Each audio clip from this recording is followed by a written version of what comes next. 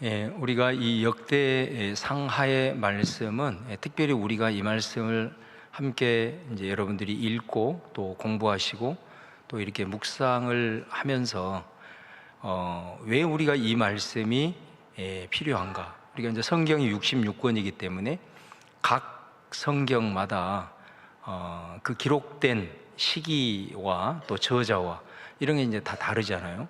이게 다르다라는 것은 상황이 다르다라는 것입니다. 그러니까 그 기록하는 목적이 분명히 있을 것이고 그 처한 상황이 다르기 때문에 우리가 내가 이런 상황에 처해 있을 때는 이런 성경을 읽어서 내 발의 등으로 내 길의 빛으로 이제 삼을 수가 있는 겁니다.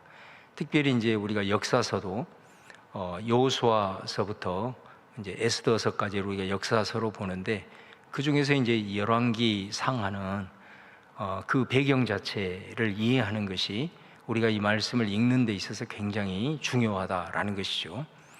다시 말하면은 이 역대 상하는 유다가 나라가 이제 망해서 바벨론의 포로 생활을 하고 70년 만에 다시 한번 이들이 이제 포로에서 풀려나서 자기 고국 이스라엘, 다시 말하면 예루살렘으로 이제 돌아와서 지금까지 70년간 이제 나라가 없는 상태에서 이제 새로운 나라를 이들이 이제 재건을 해야 되는 그런 중요한 상황에서 제일 중요한 것은 뭐냐면은 이제 그럼 우리는 어떤 나라를 세워야 되냐? 제일 중요한 것은 그 나라의 방향성이 중요하지 않겠어요? 그러려면은 역사를 돌아보는 것이 중요하죠. 역사를 쭉 돌아보면서 어느 때에 가장 우리 민족이 강성하고 어느 때에 가장 번영했는가?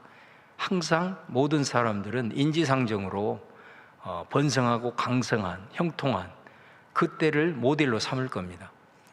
그렇기 때문에 역사를 쭉 더듬으면서 가장 강성한 때가 언제였는가, 가장 번영할 때가 언제였는가, 결국은 그것을 그 새로 재건될 나라의 기초를 삼고 방향성을 삼아야 하는 그 나름대로의 길을 제시해 주는 것이 바로 역대상하단 말이죠. 그러니까 오늘 우리에게 적용을 해봤을 때 이 역대상하를 우리가 대하면서 크게는 뭐 나라 아니면은 공동체 아니면은 우리 가정, 나 자신을 적용을 했을 때는 우리가 무너졌 이후에 다시 우리가 어떻게 회복을 하고 그 회복된 우리가 어떻게 이제 앞으로 하나님 앞에서 바로 가야 될 것인가 라고 하는 이제 그런 상황에 있을 때는 이 역대상하의 메시지가 굉장히 우리에게 중요한 하나님의 말씀이 되는 것이죠. 그래서 내가 홀이라도 삶을 살아가면서 실패하고 영적으로 때로는 무너지고 또 연약한 가운데 있다가 다시 내가 일어서서 하나님 앞에 새로운 인생을 내가 한번 살아봐야 되겠다. 그렇게 믿음으로 결단하고 나아가는 사람들에게는 이 역대상하가 굉장히 중요한 인생의 비전과 또 큰 중요한 교훈을 던져주고 있다라는 것입니다. 그런 관점에서 우리가 역대상하를 보시면은 여러분들에게 많은 도움이 되리라고 생각을 합니다. 자, 오늘 이제 마지막으로 짧은 부분이지만은 이제 오늘 마무리를 좀 하면은 역대 이제 그 10장에서 36장의 내용을 한번 살펴보고 또 역대기를 이제 오늘 총 정리를 한번 해보도록 하겠습니다. 제가 이미 말씀드린 대로 이 역대기는 그 해당되는 그 성경이 사무엘 상하, 열왕기 상하하고는 거의 80에서 90% 내용이 겹칩니다. 겹치는데 그 사무엘 상부터 열왕기 하까지의 내용하고 그 다음에 그에 겹치는 역사인 부분을 다루고 있는 이 역대상하를 이렇게 이제 비교를 해보면 아주 중요한 차이점이 이제 하나가 나타나는데 역대상하에는 유다 왕들만 기록이 되고 있다는 것, 이것이 가장 아주 큰 특징입니다. 다시 말하면 열왕기 상하 같은 경우를 보면은 다윗, 솔로몬, 사울, 다윗, 솔로몬, 그리고 솔로몬 사후에 나라가 두 개로 나눠져서 북쪽 이스라엘, 남왕국 유다 이렇게 해가지고 그 성경을 읽어보면은 남쪽 유다 왕의 기록이 나와 있다가 또 북쪽 이스라엘의 왕의 기록이 있다가 이렇게 계속해서 크로스 되면서 두 나라의 역사가 교차적으로 쭉 이렇게 이제 묘사가 되고 있는데, 역대 상하에는 북쪽 이스라엘의 역사는 완전히 배제되고 있다는 거예요. 아예 없어요. 그냥 유다 왕들 중심으로 해서 유다 나라의 역사만 쭉 기록이 되고 있다라는 것이 굉장히 큰 차이점이다라는 것을 우리가 알 수가 있습니다.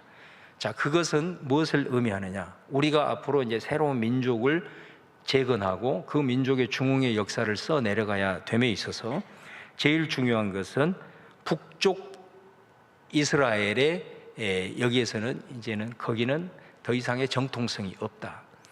민족적, 그 다음에 역사적, 그리고 혈연, 이 모든 부분들이 있어서 이제는 정통성이 없기 때문에 우리가 앞으로 가야 될 이 새로운 나라는 철저하게 남쪽 유다 역사에 우리가 틀을 이어받아서 그리고 그 후예로서 우리가 갈 것이다 라고 하는 것을 이제 명확하게 제시를 하고 있는 것이죠. 그래서 이 유다 왕들의 기록만 이렇게 쭉 언급이 되어지고 있는 것을 보게 됩니다. 그래서 유다라고 하는 특별히 예루살렘 중심으로 한 그 유다의 결국은 정점은 다윗입니다. 그래서 이 다윗을 모델로 삼아서 그 유다라는 정통성을 가지고 이제 우리가 간다.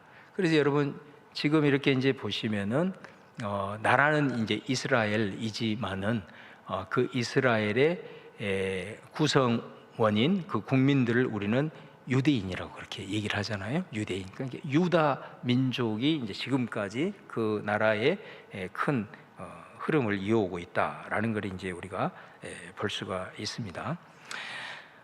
그리고 이제 그 왕들의 면면을 이렇게 쭉 살펴보면 아무래도 조금 더 객관적인 그 역사의 기록이 열왕기 상하가 조금 더 객관적이라고 볼 수가 있습니다.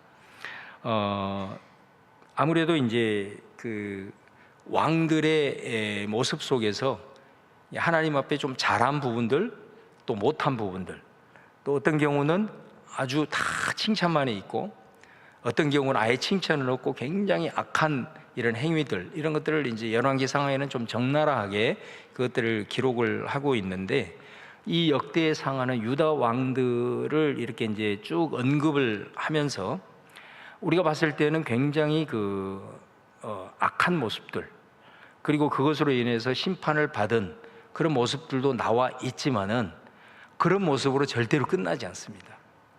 이게 굉장히 중요한 특징이에요. 예를 들면은 르호보암이라고 하는 사람이 있습니다. 솔로몬의 아들이잖아요. 르호보암 왕이 있는데, 이 왕이 초창기 3년 동안에는 굉장히 그 나라를 잘 다스렸어요.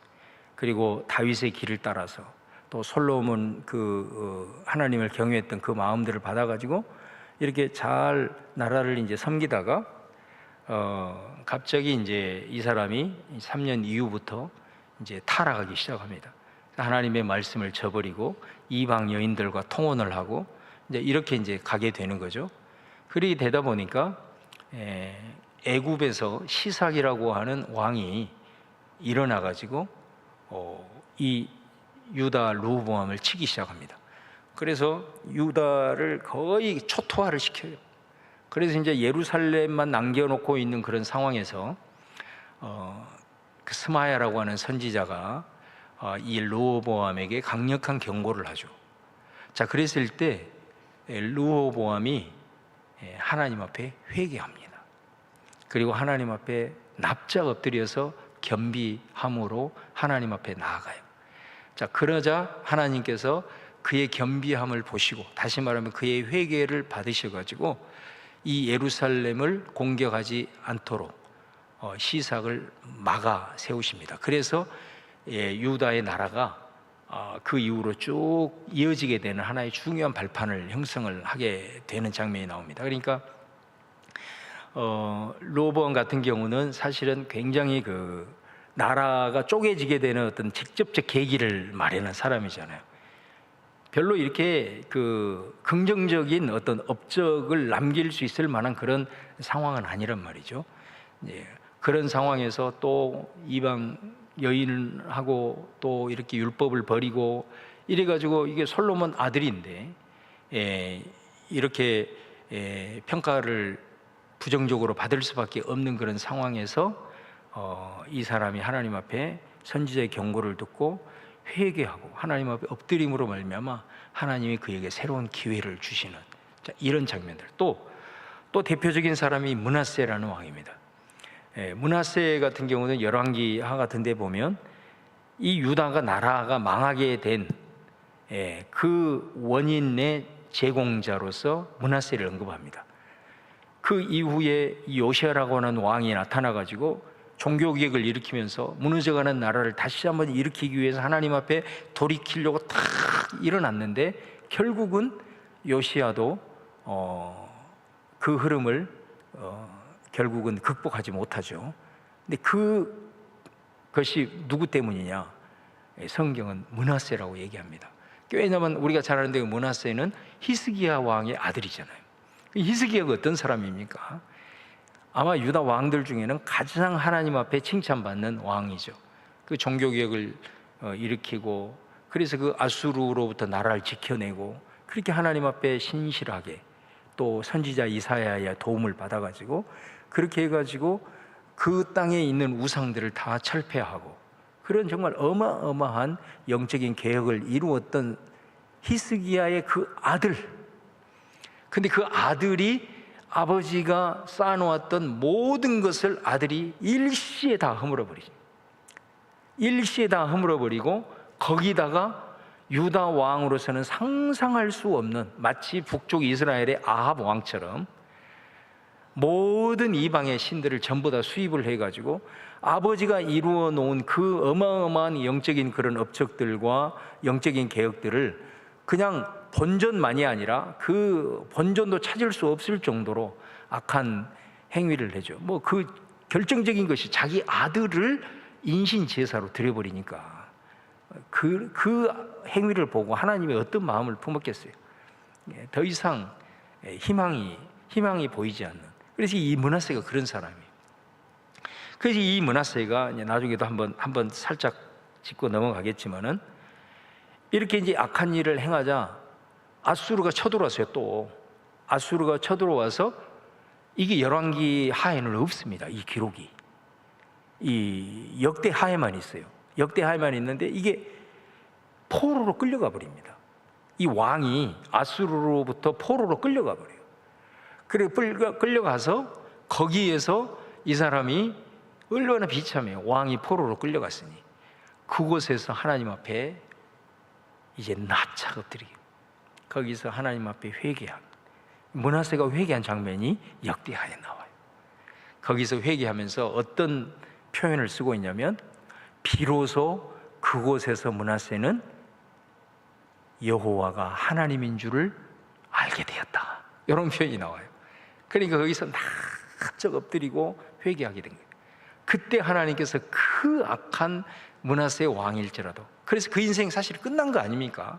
포로로 끌려갔다라는 것은 그럼에도 불구하고 하나님께서 그 악한 왕일지라도 회개하고 엎드리는 그 므낫세를 불쌍히 여기셔서 다시 돌아오게 하십니다. 그런데 여러분 돌아오고 나서 므낫세가 어떤 일을 하느냐? 완전히 정반대의 사람이 되어버린 거예요.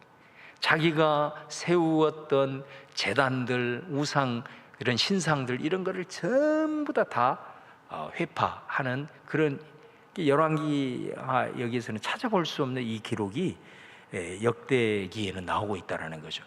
그러니까 이거는 굉장히 그 역대기의 성격의 중요성을 우리에게 보여줍니다. 그것은 뭐냐면 유다의 정통성을 이어받는 이제 새로운 민족 형성을 위해서 이런 악한 왕일지라도 우리가 결국은 나라가 망한 이유는 결국 우리 나라가 전부 다 제사장부터 시작해서 모든 백성들이 전부 다 하나님을 떠나고 돌이킬 수 없는 상황에서 결국은 나라가 망하게 되었는데 어떻게 보면 그냥 그런 모습만 있다고 한다면 그냥 이 민족은 이제는 사실 끝난 것 아니겠습니까? 그럼에도 불구하고 이들이 새로운 민족을 써내려가는 과정에서 그 왕들의 연약함이 있었을지라도 회개하고 겸비하게 엎드렸을 때 하나님이 다시 기회를 주어서 그들이 다시 일어날 수 있는 이 역사의 기록들, 역사의 자료들, 이런 것들을 그들이 다시 찾음으로써 그래, 우리는 희망이 있다. 바벨론 끌려가서 이제는 더 이상 일어날 수 없는 이런 상황일지라도, 이런 악한 왕일지라도 하나님이 다시 회개하는 자에게 기회를 주어서 새로운 인생을 어찌하든 살게 한 것처럼 우리도 이 상황 속에서 다시 한번 하나님 앞에 돌아가고 엎드리고 회개하면 반드시 우리 나라는 다시 한번 일어날 수 있다, 새로운 역사를 쓸 수 있다라고 하는 강력한 메시지를 던지고 있다라는 것을 우리가 이제 볼 수가 있습니다. 자, 그리고 또 한 가지의 특징은 이 역대상하는 이미 이제 족보에도 나왔지만은 레위인들과 예언자들의 역할이 굉장히 부각이 되고 있다라는 것입니다. 그래서 이 레위인들의 이름들이 아주 구체적으로 나와 있고 또 역할이 나와 있고 또 그 레위인들의 역할들 속에서 구체적인 그런 역할들을 통해서 하나님께서 이 레위인 하면은 이제 성전 봉사자들이니까 그 성전 봉사자들이 우리가 흔히 생각했을 때 다른 열왕기 상하에도 뭐 일부 나타나지만 레위인 하면 어떤 생각을 우리가 먼저 하게 됩니까? 제사장을 도와서 그냥 제사를 옆에서 보조해 주는 그런 사람으로, 그런 사람들로 인지를 하고 있습니다만은 이 역대 상하에 보면은 그것도 하나의 큰 레위인들의 역할이지만은 이 레위인들이 하고 있는 역할들은 굉장히 중요한 역할들이 많다. 다시 말하면 성의 문지기의 역할을 다 하고 있고, 그리고 실제적으로 그 이스라엘 백성들이 바치는 11조를 제사장이 관리하는 게 아닙니다. 레위인들이 관리합니다. 레위인들이 이 11조 곡간을, 성전 곡간을 다 지키고, 이런 엄청난 중요한 역할들. 그 다음에 레위인들의 가장 그 부각이 되는 역할 중에 하나가 뭐냐면 찬양입니다. 찬양. 그래서 이 찬양, 아삽이라든가 헤만이라든가 여두둔이라든가 이런 사람들의 이름들이 역할이 되면서 얼마나 이 레위인들의 찬양의 사역이 중요했는가, 이제 이런 것들을 등장을 하면서 성전 제사를 통해서 하나님 앞에 올려드리는 피의 제사, 또 절기의 제사, 그 과정에서 또 하나님을 찬양하고 또 축제를 즐기고 그리고 성전의 그 모든 살림들을 이렇게 관장하는 그런 중요한 역할들이 이제 등장을 하면서 어찌하든 레위인들의 중요성이 부각이 된 것 중에 가장 그 큰 흐름에 있어서 핵심은 성전의 중요성을 이제 말씀을 하고자 하는 것이죠. 그 다음에 이제 예언자들의 중요성이 또 굉장히 그 부각이 되고 있는데요. 여기에 보면은 열왕기 상하에 없는 예언자들, 거기에는 전혀 등장하지 않았던 이 선지자들, 예언자들이 역대 상하에는 등장하고 있는 것을 보게 됩니다. 그 대표적인 사람이 다윗 시대 갓이라는 사람. 이런 사람은 이 역대 상에만 나타나요. 또 아사 왕 때 오뎃과 아사랴, 이런 사람들. 그리고 여호사밧 왕 시대의 야시엘이나 엘리에셀이라는 사람, 그리고 요아스 왕 때 스가랴, 이런 사람들은 열왕기 상하에는 등장하지 않습니다. 그런데 여러분, 제가 방금 말씀드린 이 선지자들은, 여러분 보세요. 우리가 보통 선지자라고 하면은 열왕기 상하에서는 선지자의 주로 역할이 어떤 역할이냐면 왕이 하나님의 뜻 가운데 제대로 못 갈 때, 그러잖아요. 하나님의 뜻을 떠나서 우상을 숭배하고 하나님의 말씀을 어겼을 때 하나님께서 엘리야나 엘리사 이런 선지자들을 보내가지고 왕에게 경고하잖아요. 하나님의 말씀을 대언하면서 당신 계속해서 이 길로 가면 큰 하나님의 심판이 임한다, 정신 차려야 된다 하면서 일종의 왕을 견제하는 그런 역할로서의 예언자의 모습이 열왕기 상하에는 두드러지게 나타나고 있다는 거죠. 그러나 이 역대기에 보면 여러분 보세요. 자, 갓이라는 선지자는 누구와 관련되어 있냐면 다윗과 관련되어 있어요. 오뎃 아사랴는 아사 왕과 관련되어 있어요. 아시엘 엘리에서는 여호사밧과 관련되어 있어요. 스가랴는 요아스와 관련되어 있어요. 그 다음에 이제 열왕기상에도 사하에도 있고 여기에도 있는 이사야 같은 사람, 이런 사람은 히스기야와 관련되어 있죠. 그러니까 지금 방금 제가 언급한 이 왕들은 하나님 앞에 가장 칭찬받는 왕이에요. 가장 칭찬받는 왕들이에요. 근데 이런 사람, 이런 왕들 옆에서 이런 선지자들이 있었어요. 그럼 이 선지자들의 역할은 어떤 역할들이었을까요? 이 사람들이 잘못했을 때 막 경고하고 지적하고 이런 것들이 아니라 평소에 늘 하나님의 말씀으로 이 왕들에게 일단 조언을 해주고 바른 길을 걸어갈 수 있도록 계속해서 말씀을 계속해서 제공을 해주고 일단 모사와 같은 그런 역할들을 했다는 거죠. 그러니까 여러분, 이런 다윗이나 아사나 요사밧이나 가장 대표적으로 하나님 앞에 칭찬을 받았던 이런 왕들이 그런 훌륭한 왕의 역사를 쓸 수 있었던 것은 바로 이런 훌륭한 선지자들이 하나님의 말씀으로 늘 일깨워주고 그 말씀으로 비추어주고 이런 역할들을 했기 때문에 이 사람들이 이렇게 훌륭하게 하나님의 칭찬을 받는, 훌륭한 평가를 받는 그런 왕이 될 수 있었다라는 것입니다. 그런 면에서 열왕기 상하에 나타나는 그런 엘리야와 엘리사와 같은 그런 선지자와는 상당히 결이 다른 그런 예언자들이 굉장히 부각이 되고 있다라는 것을 볼 수가 있습니다. 그러니까 이런 것들을 통해서 이런 훌륭한 왕들은 결국은 하나님의 말씀을 대언하는 이런 훌륭한 선지자들을 왕실 선지자라 그런 표현을 합니다. 그래서 이런 선지자들을 딱 자기 곁에 두고 늘 하나님의 말씀으로 이렇게 무장하고 또 말씀을 조언받고 이렇게 했을 때 결국 그들은 바른 길을 걸어갈 수 있었다라는 부분이 굉장히 중요합니다. 우리에게는 그런 선지자의 역할을 하는 것들이 뭐겠습니까? 각자가 다를 수도 있겠죠. 늘 우리가 예배를 통해서, 설교를 통해서, 아니면 여러분들이 스스로의 말씀을 통해서, 어쨌든 우리가 말씀으로 우리가 바로 서게 될 때에 이런 훌륭한 왕들의 역사가 펼쳐졌던 것처럼 저와 여러분의 삶도 그런 말씀으로 조언하고 말씀을 옆에서 늘 이렇게 가까이 하며 나아갈 때에 그런 하나님께 칭찬받는 삶의 여정을 걸어갈 줄로 믿습니다. 우리가 잘 아는 시편 119편 103절에 주의 말씀은 내 발의 등이요 내 길의 빛입니다 라고 하는 그 말씀, 여러분도 잘 아시겠지만은 거기 보면 말씀을 등과 내 발의 등과 내 길의 빛이다 이렇게 소개를 하잖아요.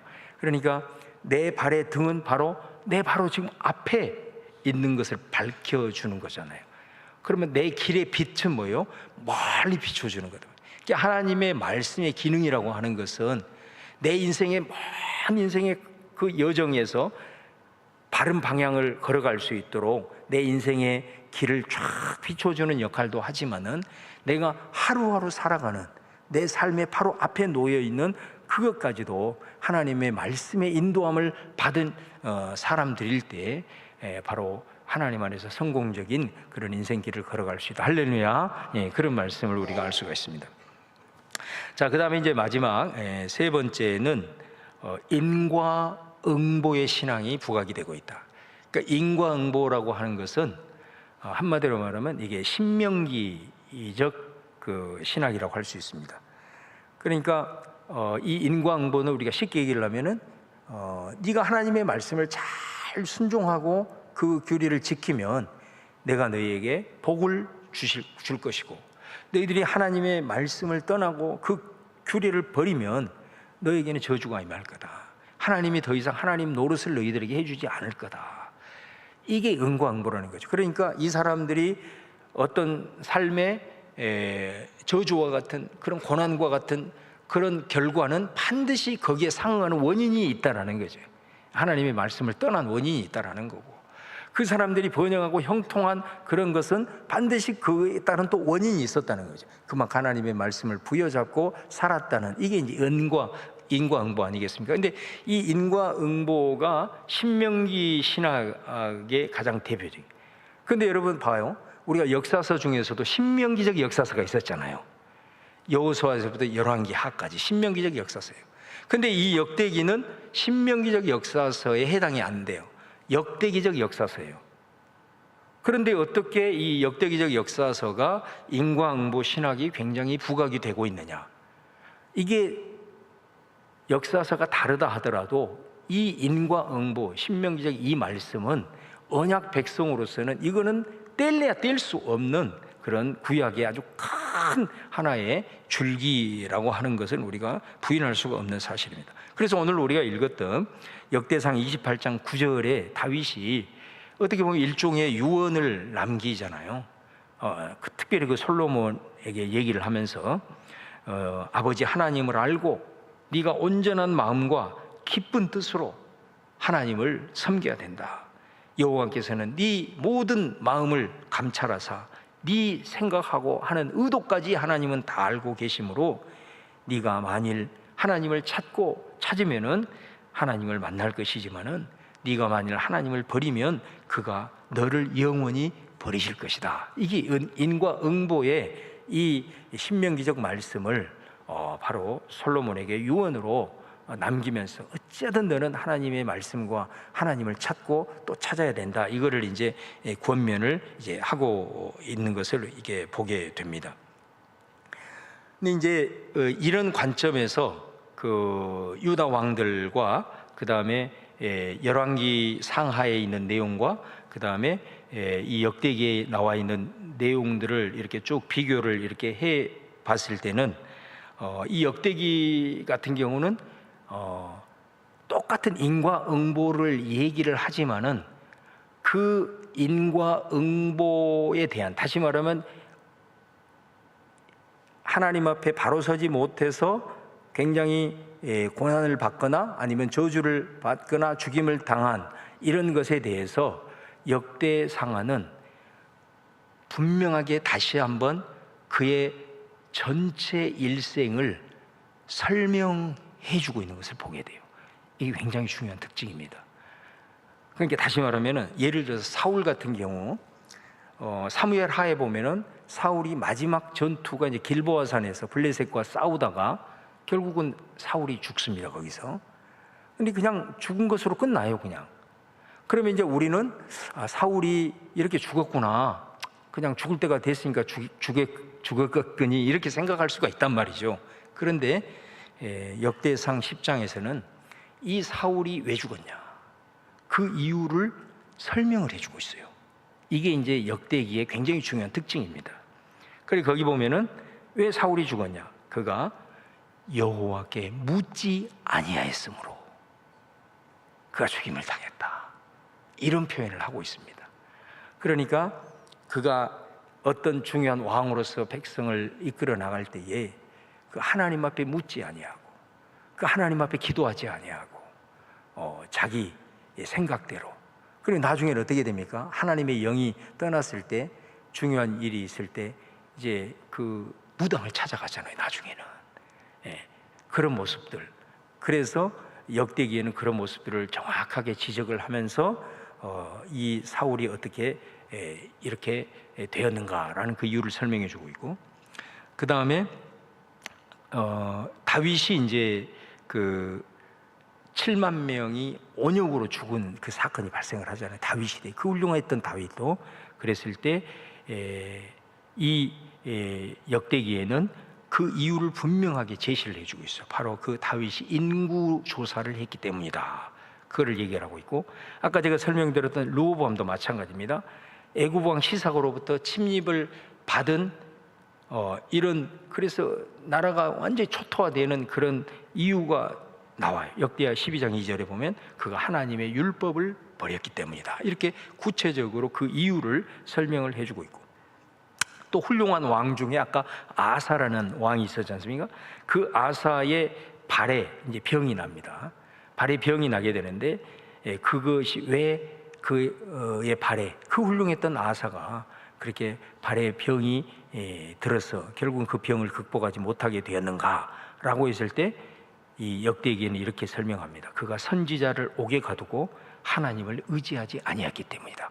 이런 식으로 그 인생에 있어서 이런 인과응보적인 이런 상황들이 발생을 했을 때 역대기는 그 이유를 구체적으로 이렇게 설명을 해주고 있다라고 하는 좀 특징을 보이고 있습니다. 자, 그 다음에 이제 인과응보로서 그냥 이렇게 그냥 끝나버리는가? 그게 아니라는 겁니다. 자, 이게 이제 마지막 어떻게 보면 결론인데, 반드시 이 역대기는 아까도 르호보암도 그랬고, 그 다음에 므낫세에서도 제가 잠깐 설명을 드린 대로 회개를 통해서 하나님이 다시 그들을 회복시키고 그들을 다시 구원하신다라고 하는 이 메시지를 강력하게 던지고 있는 것을 우리가 보게 됩니다. 그래서 아까 다윗이 인구조사로 해가지고 언역으로 수많은 사람들이 죽음을 당했잖아요. 그럴 때 다윗이 우리가 잘 아는 대로 그 오르난의 타작마당에서 하나님 앞에 회개 제사를 드리지 않습니까? 그랬을 때 어떻게 됩니까? 하나님이 그 언역을 다 거두고 그리고 더 나아가서 그 다윗이 드렸던 그 회개했던 장소, 오르난의 타작마당이 나중에는 뭐가 됐다고요? 성전터가 됐다. 그러니까 하나님께서 회복시킬 뿐만 아니라 회개하는 그 장소, 그것을 하나님께서는 통해서 그를 회복을 시킬 뿐만 아니라 그것을 통해서 새로운 기회까지 열어주시는 이런 부분들이 역대기에는 굉장히 강조가 되고 있다라는 부분이고, 또 아까도 말했듯이 르호보암도 시삭의 침공을 받았지만은 스마야가 와서 충고를 했을 때가 회개하자 바로 하나님께서 예루살렘을 건드리지 못하도록 하나님께서 그를 구원한 사건이 나타나고, 또 역대하 32장에 보면 히스기야도 마찬가지입니다. 히스기야도 그가 교만해가지고 그에게 재앙이 임해지, 그랬을 때 하나님께서 그 백성들이 다 히스기야와 함께 회개하게 되자 하나님의 진노가 그의 생전에 임하지 않았다, 이렇게 말씀을 하고 있고, 또 므낫세가 아까 우상 숭배할 때 아수리의 포로가 되었지만 회개하고 기도하자 유다 땅으로 돌아와서 그가 잘못했던 것을 다시 고쳐나가는 이런 모습들이 나타나고 있다는 거죠. 그러니까 역대기는 열왕기 상하나 이 신명기적 역사서처럼 인과응보가 강력하게 강조가 되고 있지만은 그 인과응보로서 그냥 그것으로 끝나버리는 것이 아니라 여기에서는 그 인과응보로서 고통을 당하고 또 때로는 나라가 망하고 또 무너졌던 그 상황 속에서 회개를 강조함으로써 회개할 때 하나님은 반드시 회복을 시키고 그 회복을 통해서 도리어 회개를 통해서 새로운 기회를 열어주신다라고 하는 것을 강조를 하면서 이 메시지를 역사서를 통해서 던진 이유가 뭐겠습니까?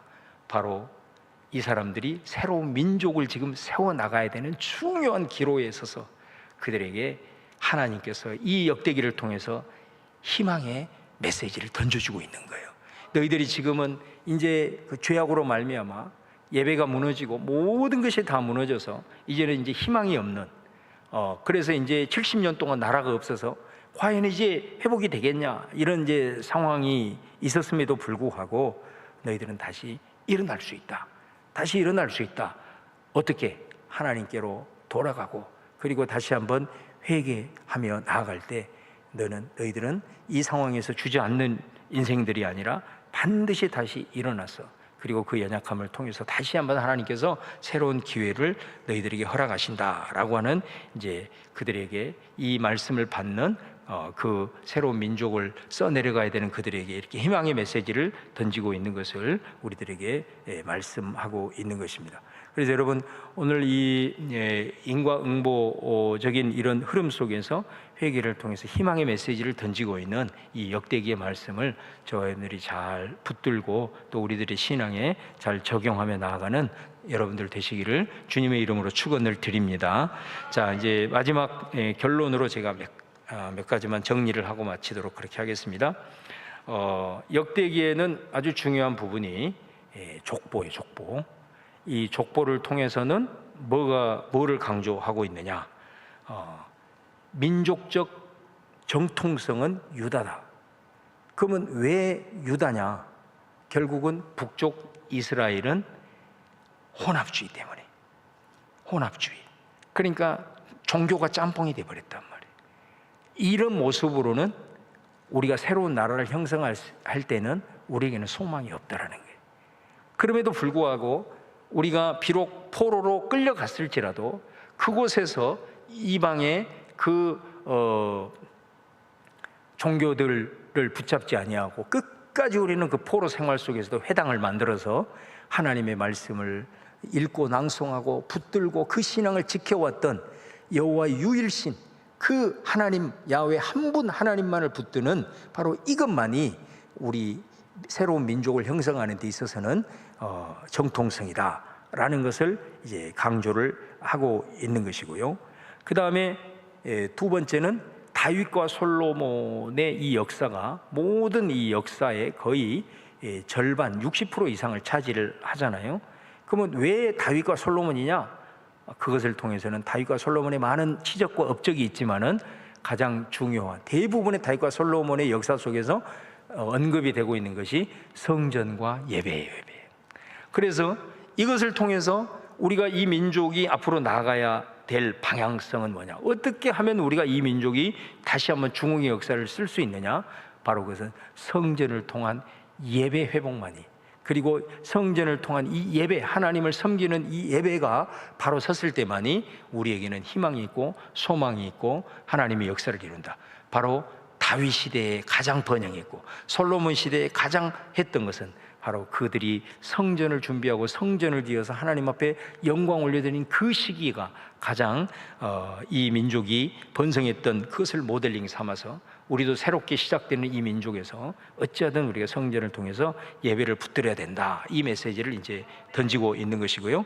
그 다음에 마지막으로 방금 우리가 살펴봤던 것처럼 이 유다 왕들을 통해서 비록 그들이 율법을 어겼을 때는 그들에게 심판이 오고 그것으로 인해 나라가 망했지만은 그 왕들의 면면의 기록을 통해서 그렇게 악한 왕일지라도 하나님 앞에 회개하고 돌이키기만 하면 하나님께서 반드시 용서하시고 그들에게 새로운 기회를 주심을 통해서 우리가 하나님의 심판으로 나라가 망해서 이제는 아무것도 없는 전무한 상태이지만 우리가 다시 한번 하나님 앞에 돌아가고 하나님 앞에 바로 서서 다시 한번 회개하며 나갈 때 다시 한번 하나님께서 우리를 일으켜 세워주실 것이라고 하는 그런 확신의 메시지를 던지고 있는 것입니다. 그래서 어찌하든 저와 여러분이 이 역대기를 통해서 큰 흐름에 있어서 오직 여호와 하나님 한 분, 절대로 세속적인 흐름 속에서 혼합하지 아니하고 오직 하나님만을 붙들고 그리고 성전을 통해서 예배를 붙들고